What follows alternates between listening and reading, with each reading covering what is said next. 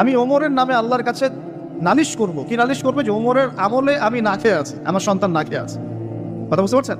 এই কথা শোনার সাথে সাথে উমর রাদিয়াল্লাহু আনহুর মানে বুকে আল্লাহ পাকের ভয় চলে আসে, হৃদয় প্রকম্পিত হলো। প্রকম্পিত হওয়ার পর তিনি নিজে চলে গেলেন মদিনায়, যেটাকে বলি আমরা বাইতুল মাল, মানে রাষ্ট্রীয় সম্পদ যেখানে থাকতো ওটাকে বাইতুল মাল বলা হতো। সেখান থেকে একটা আটার বস্তা নিজের কাঁধে উঠিয়েছেন, উঠিয়ে নিজে পায়ে হেঁটে ওই মহিলার বাসায় যাচ্ছেন।